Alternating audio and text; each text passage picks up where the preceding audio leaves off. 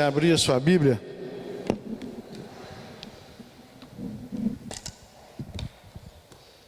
lá no livro de Colossenses, capítulo 3.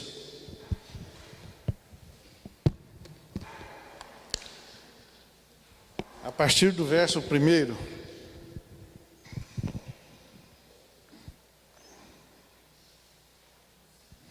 Colossenses 3, a partir do verso 1.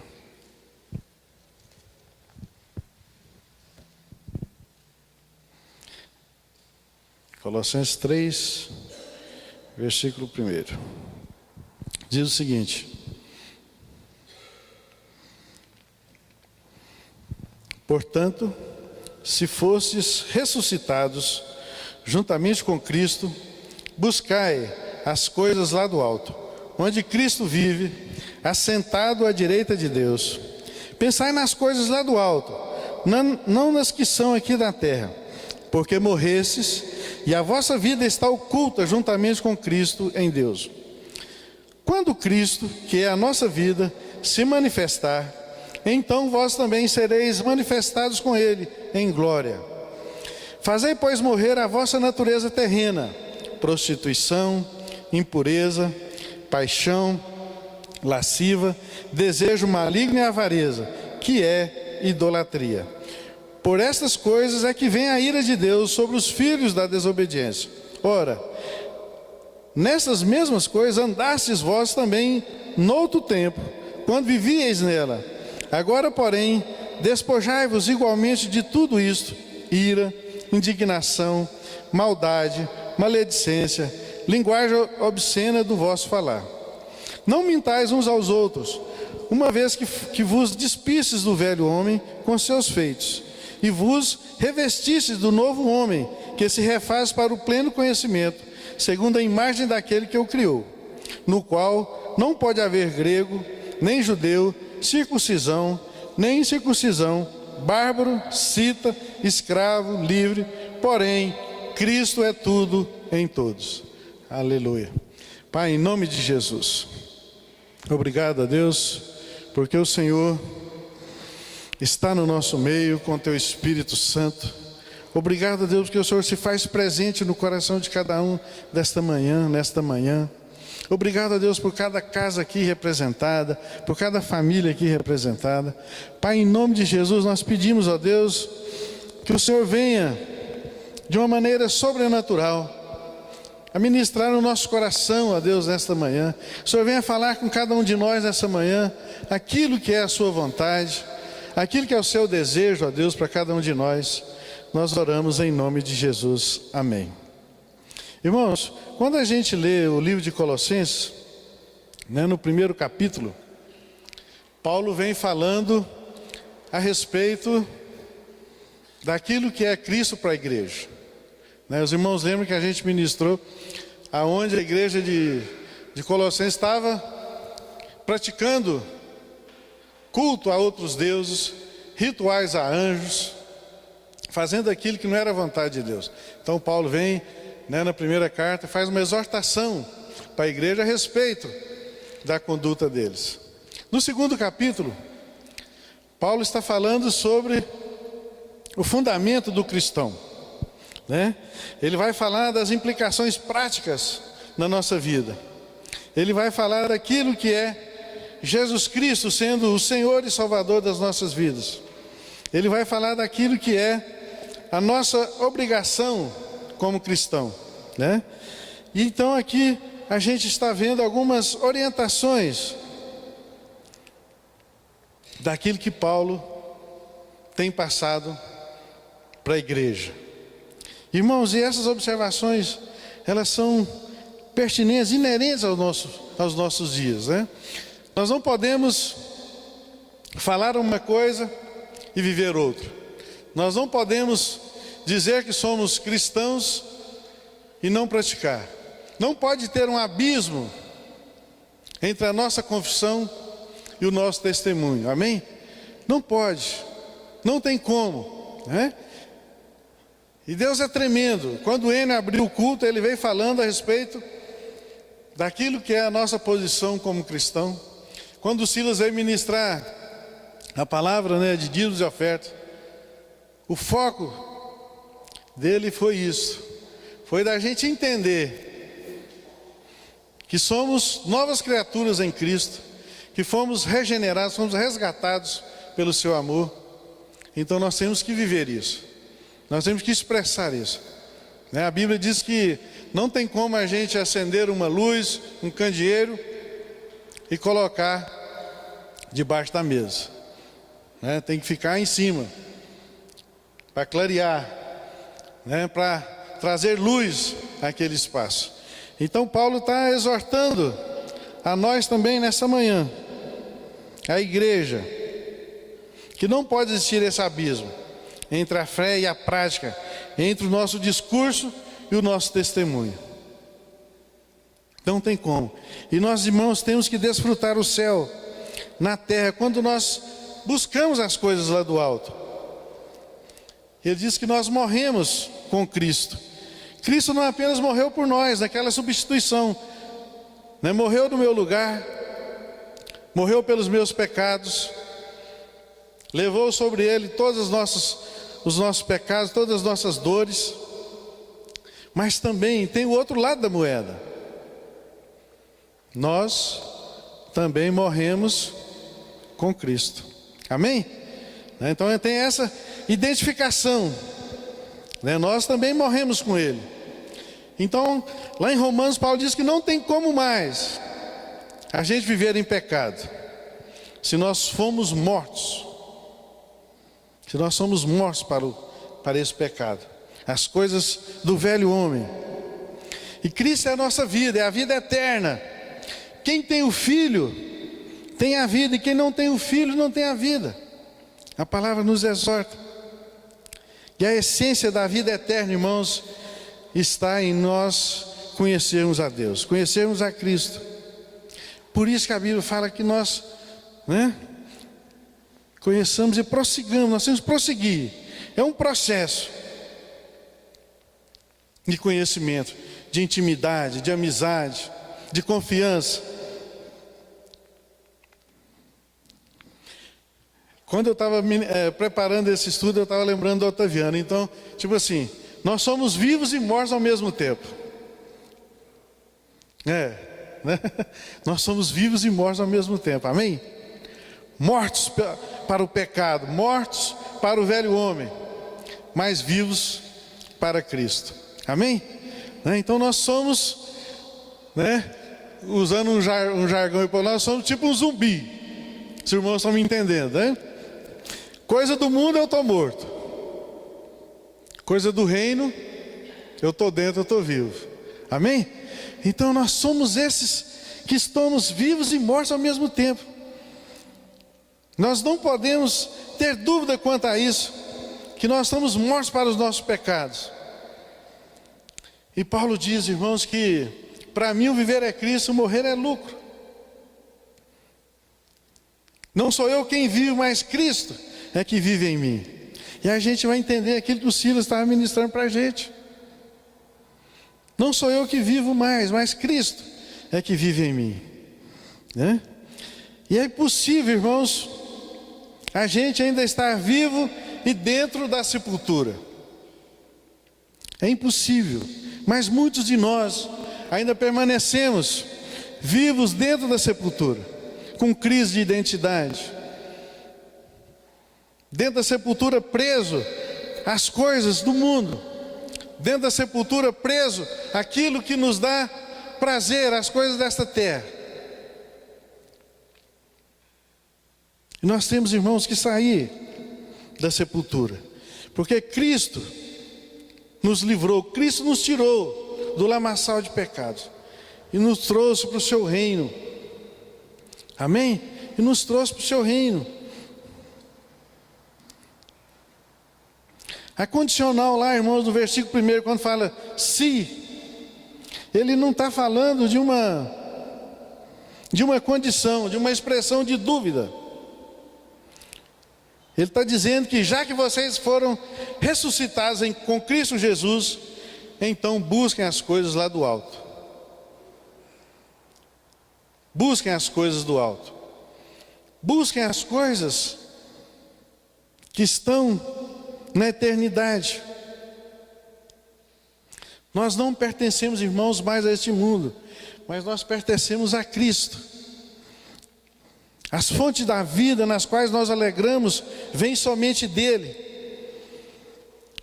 A Bíblia diz que em Cristo estão escondidos todos os tesouros da sabedoria e do conhecimento. É em Cristo, irmãos, que tem todos os tesouros da sabedoria e do conhecimento. Estar escondido com Cristo, irmão, significa que nele nós temos a segurança e satisfação.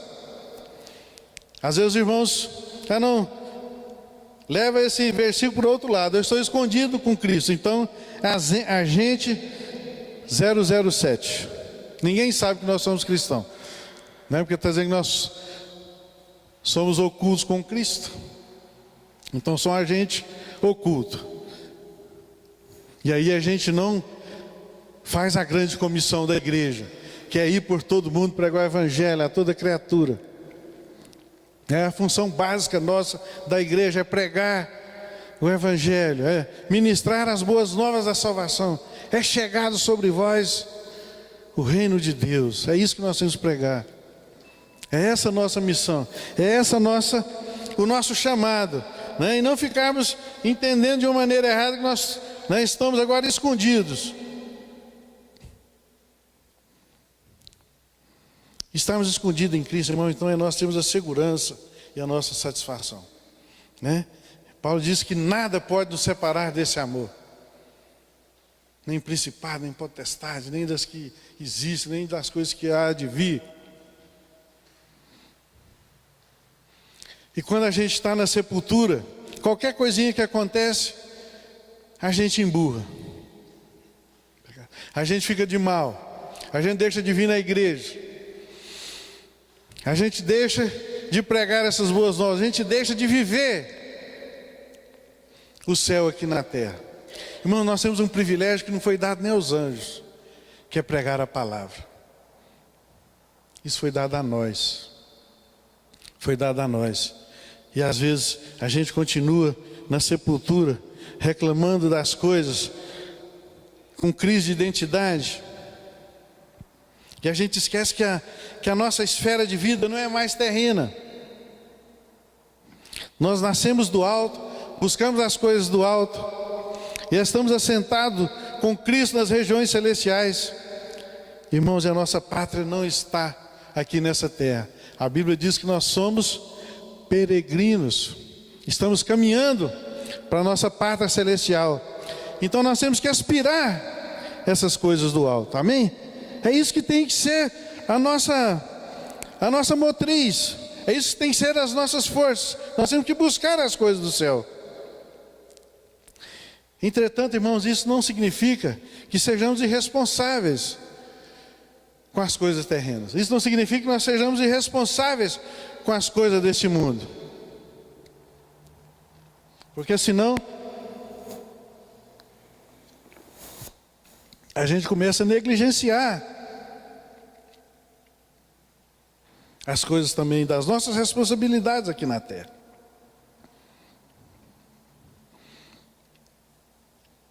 E a Bíblia diz, irmãos, nós já estamos glorificados em Cristo. Nós somos glorificados em Cristo. Por isso, irmãos, que a gente tem que ter uma certeza do nosso DNA, de quem nós somos, do nosso chamado. Para que nós fomos chamados.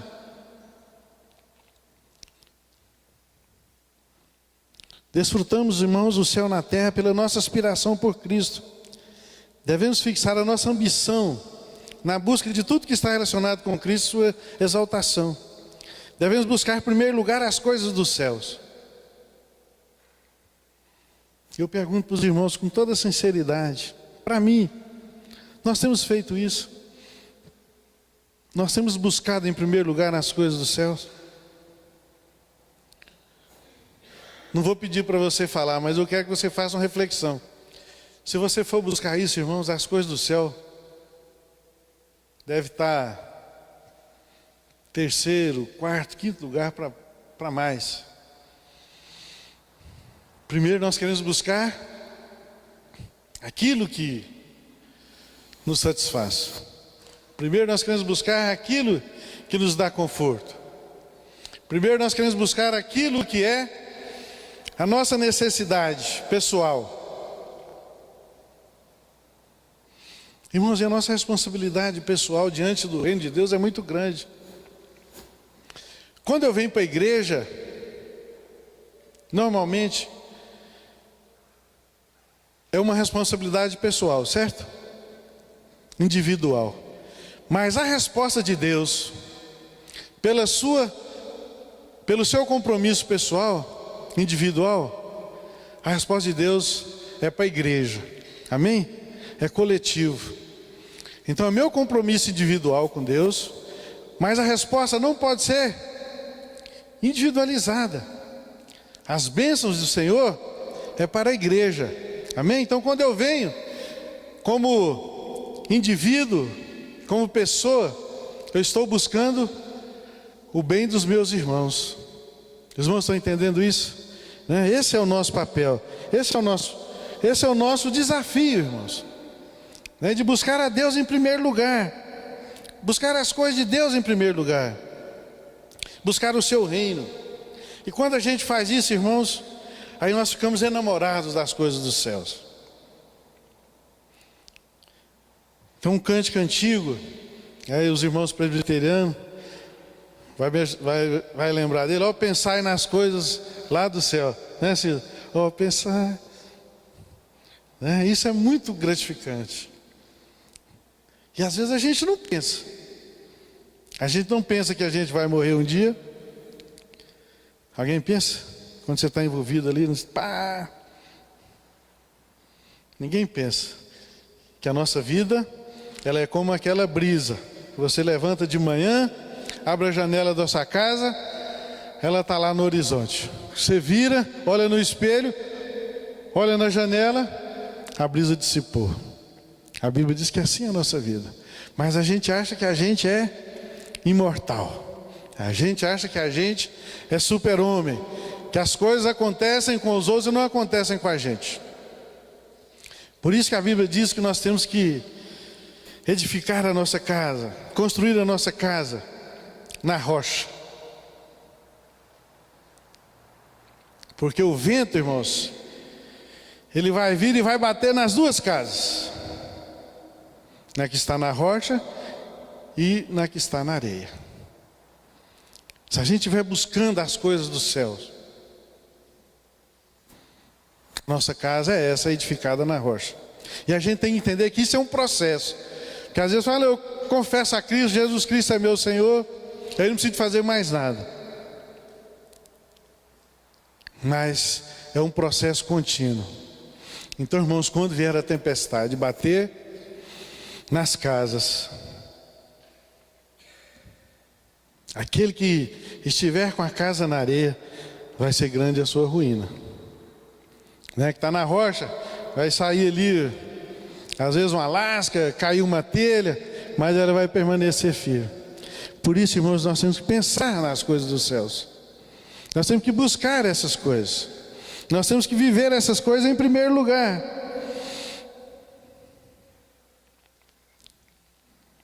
Devemos, irmãos, encantar com a cidade, cujo arquiteto e fundador é Deus, é Jesus. Nós devemos desprezar os encantos da terra, irmãos, por causa da sublimidade do céu. Pertencemos a uma nova vida, temos um novo lar, temos uma nova pátria. Mas nós ainda continuamos agindo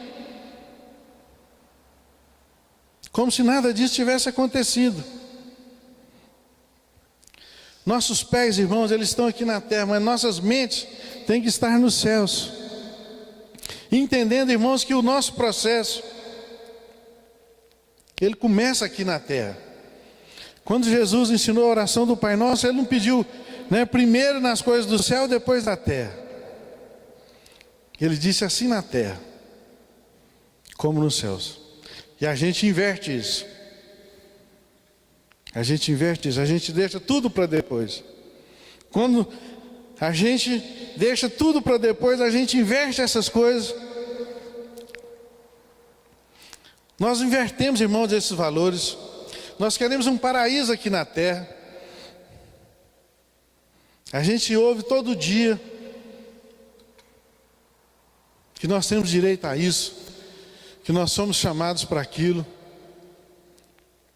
E a gente inverte isso, né? Aí, quando Jesus está falando, assim na terra como nos céus, a gente confunde. Aí eu não quero ter sofrimento aqui na terra, eu não quero ter dificuldade, eu não quero ter envolvimento com meu irmão, com meu próximo. Irmãos, se a gente não tiver esse envolvimento com o nosso próximo, com os nossos irmãos, nada disso nos adianta. Paulo nos exorta sobre isso. Ele fala que ainda que eu tenha todos os bens da terra, que eu tenha o dom de profetizar em língua, de falar todas as línguas dos anjos, mas se eu não tiver amor, nada disso adianta. E como eu vou expressar esse amor, irmãos? Não é um amor platônico não, viu, irmãos? É um amor real, de relacional, de irmão para irmão, de entender a dificuldade, as lutas, as necessidades dos nossos irmãos. Como a gente não está pensando nas coisas dos céus, eu não quero nem saber daquilo que é a dificuldade do meu irmão, do meu próximo. Eu não tenho responsabilidade, porque eu não estou buscando as coisas do alto. Eu não estou procurando viver como homem espiritual aqui na terra. Porque a nossa grande luta, irmãos, é a gente ser, no nosso dia, levado a pensar que nós somos homens dessa terra, tentando viver um homem espiritual. E a gente só quebra a cara. Agora, quando a gente entende que nós somos espirituais,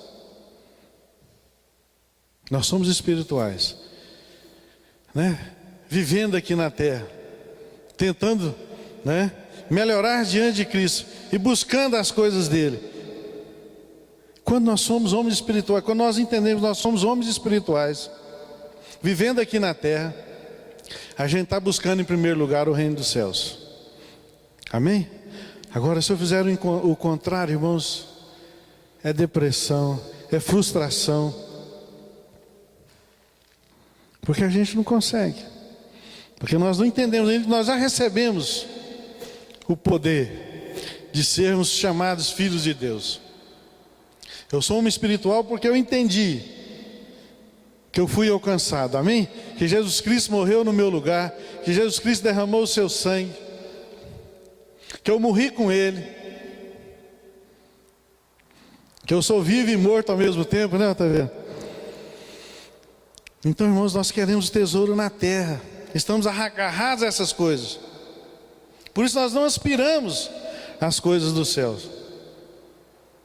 Onde está o nosso tesouro? Nosso tesouro está onde, irmãos? Nas coisas do alto? Ou nas coisas deste mundo? Porque o nosso coração também está lá. Nosso coração está lá.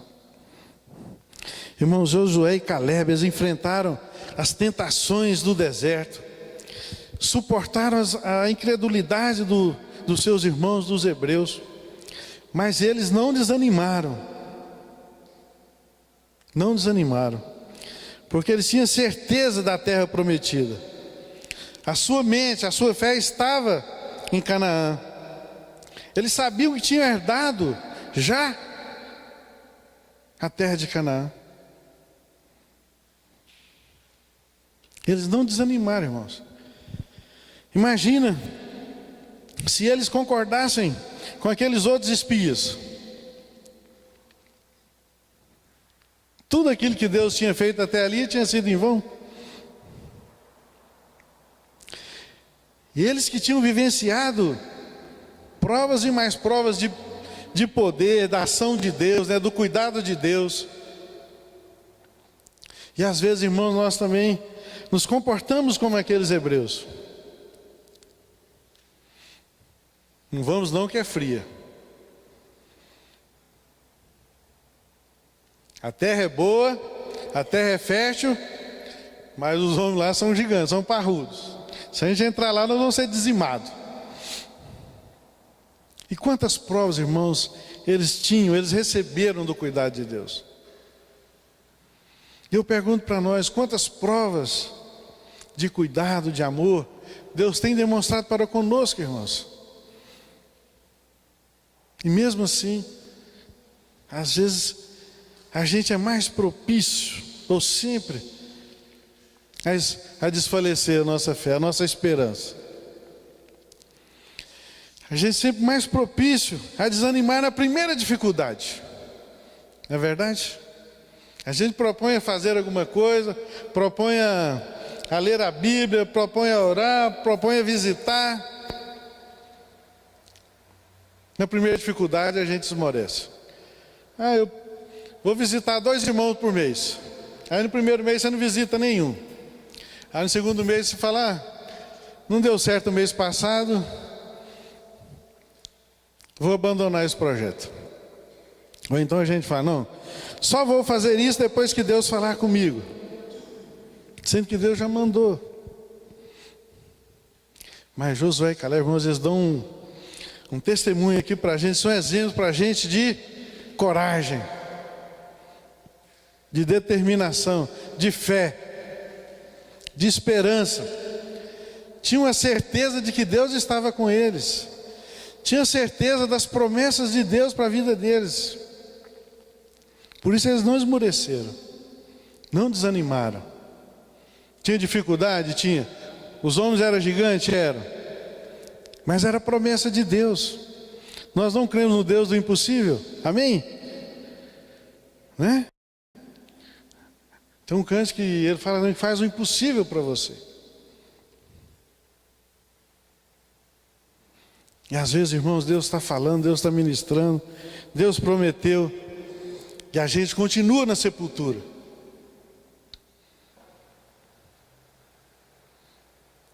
Sendo que nós já fomos ressurretos com Cristo Jesus. Já nos tirou da sepultura. Portanto, irmãos, o nosso tesouro está no céu. O nosso descanso está no céu. Nosso Senhor está no céu. O céu é a nossa origem, o nosso destino. Nossa origem e o nosso destino. Nós devemos andar, irmãos, com a nossa certidão de óbito no bolso. Amém? Está no versículo 5 a 7. Porque nós morremos com Cristo. Então nós temos poder para fazer morrer a nossa natureza terrena. E nós não estamos falando, irmão, de flagelação. Quer que você pega a chibata e dá chicotada, dá chibatada. Nós não estamos falando disso. Nós temos o poder para fazer morrer a nossa velha natureza. A natureza do homem, a natureza terrena. Lá em Romanos 6 ele diz que nós devemos nos considerar mortos para o pecado. Jesus disse, se o teu olho te faz tropeçar, arranca-o, lança-o.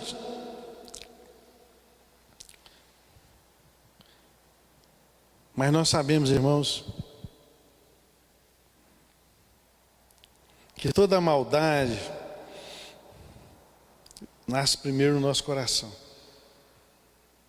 Que Jesus diz, tudo que você tem que guardar, guarde o seu coração. A Bíblia diz que o coração é de lá que procede todos os males. Se a gente tiver com o coração, irmãos, no velho homem, a gente continua fazendo as coisas do velho homem. E quando a gente entende que nós estamos com a nossa certidão de óbito no nosso bolso, quando aparece alguma coisa, nossa resposta, não posso ir porque eu estou morto. Amém? O diabo vem com as suas artimanhas, com as coisas lindas, com as coisas maravilhosas. Nós não podemos ir, irmãos. porque nós estamos mortos, segundo o que a palavra de Deus nos ensina nessa manhã.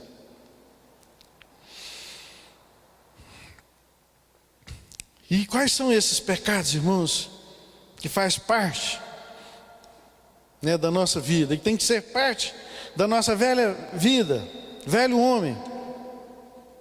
Esses pecados não são mais compatíveis com a nossa vida. A prostituição, a impureza, a lascívia, a avareza. Irmãos, a avareza hoje é terrível, porque a mídia coloca na nossa cabeça, na nossa mente toda hora, para a gente ter o quê? Sempre mais. Você compra uma TV de 32 polegadas, de repente, a onda agora é de 60 polegadas.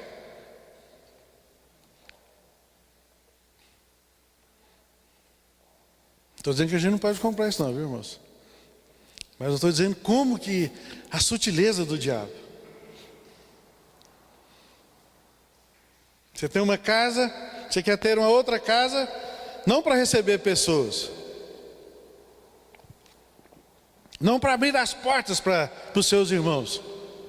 A gente quer ter uma casa bonita para simplesmente satisfazer o nosso ego.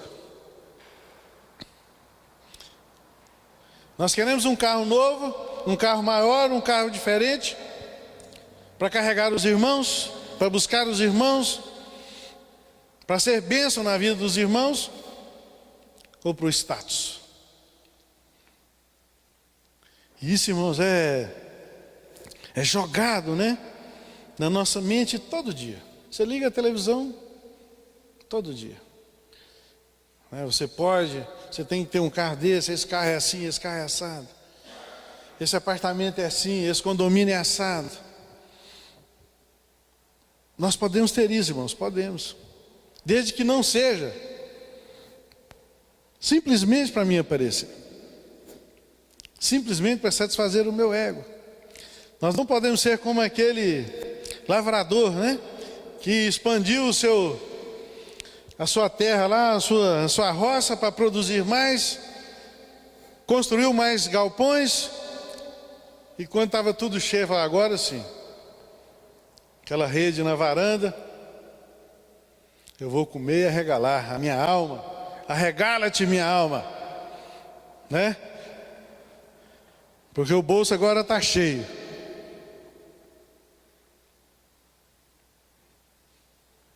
Às vezes a gente age assim, irmãos.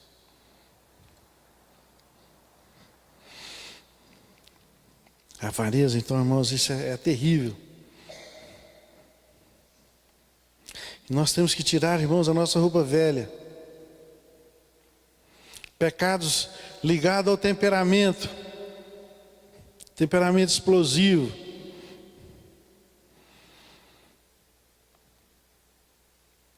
Pecado de indignação, Fala de um desejo maligno contra o nosso irmão. Se entristece quando o nosso irmão vai bem sucedido e alegra quando ele leva umas rasteiras. Bem feito. Você viu o que aconteceu com fulano? Falei para ele. Lembra que eu te falei que fulano ia levar uma rasteira? Bem feito para ele aprender. Quando o irmão passa por problema, irmão, o que nós temos é chorar com ele. Pecados, irmãos, ligados à nossa língua. Como que a nossa língua é poderosa, irmãos? Como que a nossa língua é poderosa? Tiago fala sobre isso. Maledicência, mentira. Irmãos, como que a gente tem poder na nossa língua? A Bíblia diz que se a gente exortar com amor, se a gente levar uma palavra de amor, ela encobre multidão de pecados, amém? Mas se eu levar uma palavra dura para o meu irmão, o que vai acontecer? Vou levar ele à ira, vou suscitar a ira dele. E quando Paulo fala para a gente Lá em Efésios, que nós temos que ter uma vida de simplicidade, de humildade, de mansidão, de gentilezas, irmãos. Considerando o nosso próximo sempre superior a nós mesmos.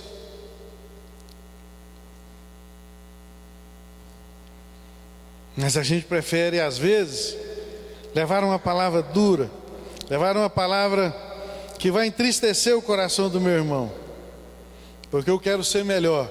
Eu não aceito que ele tenha coisas que eu não tenho. Positivamente, irmãos, falando, nós cristãos devemos ter uma linguagem amável e verdadeira. Falar entre nós com salmos, com cânticos espirituais. Se não tiver nada para falar, abençoe o irmão com salmo. Se você ouviu falar, não leva aquilo à frente, não. Eu ouvi dizer que parará. E daí?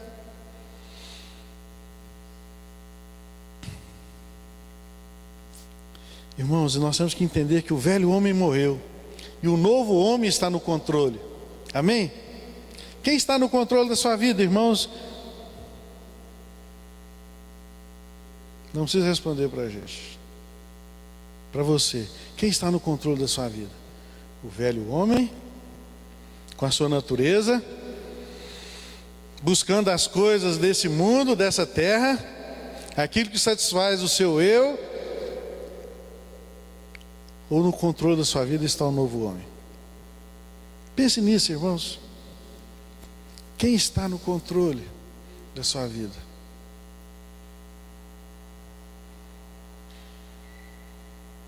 Muito sério isso, irmãos. Porque às vezes a gente vem à igreja, ouve, ministra, fala, ouve cântico, tarará, mas a gente não para pensar se efetivamente isso está sendo uma verdade na minha vida, se está sendo eficaz, se eu estou tendo um testemunho eficaz na vida das pessoas. E eu quero desafiar você nessa manhã. Quem está no controle, irmão, da sua vida? Velho ou novo? Quem você tem alimentado mais? Você tem visualizado mais? Vida terrena, passageira? Ou você tem buscado as coisas do alto? Então, quem está no controle, irmãos? Se nós vivemos em Cristo, nós temos que buscar as coisas lá do alto. O resultado, quando a gente alimenta o novo homem, é que nós nos tornamos semelhantes a Jesus Cristo. Nós confiamos em Jesus. E aí nós removemos a velha vida e colocamos a nova. O velho homem, irmão, é sepultado.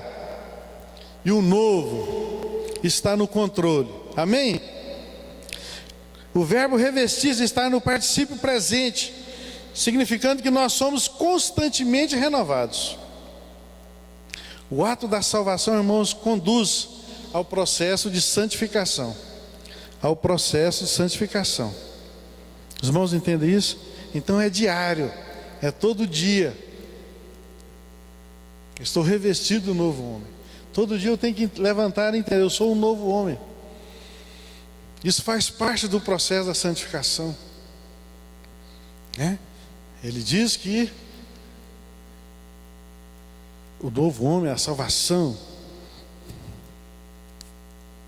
ela vai se tornando, com o raiar da aurora, vai se tornando dia, até chegar ao meio-dia. Sol a pique, tudo claro ao nosso redor. Então, por isso, irmãos, é importante a gente saber quem está no controle da nossa vida. O velho homem morreu, o novo homem é continuamente renovado em Cristo, é continuamente, irmãos, é diariamente, através do conhecimento. Quanto mais conheço a Cristo, mais me torno semelhante a Ele, amém? quanto mais eu conheço a Cristo, mais eu me torno semelhante. Diariamente.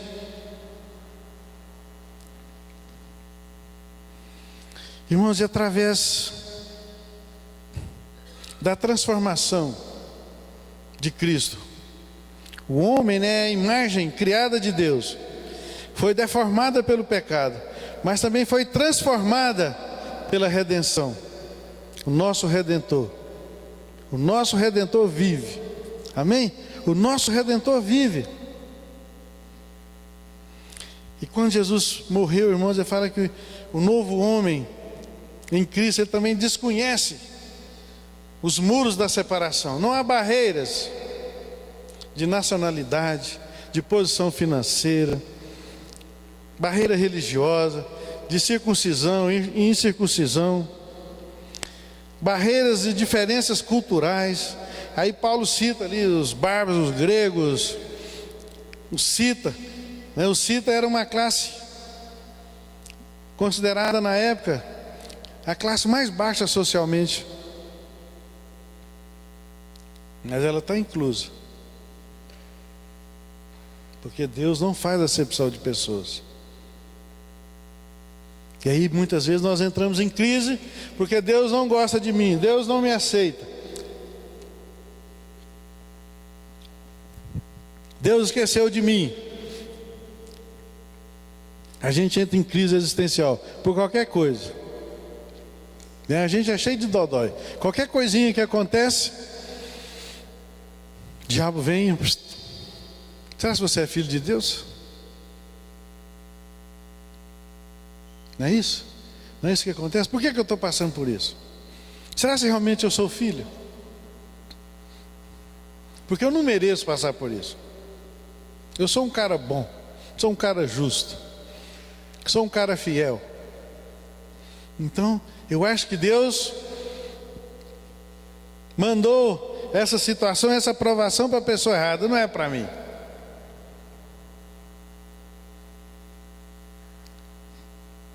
É para você, irmãos. É para mim. Porque Ele diz que não vai colocar sobre nós nenhuma carga, nenhum fardo, nenhum peso que nós não possamos suportar. Se está pesado para você, Deus sabe que você aguenta. Está pesado para mim, Deus sabe que eu aguento. Amém? Porque junto, irmãos, com a prova, Deus também dá o livramento. Amém? Deus dá o livramento. O choro pode durar a noite inteira, mas a alegria, o riso, o gozo, vem pelo amanhecer.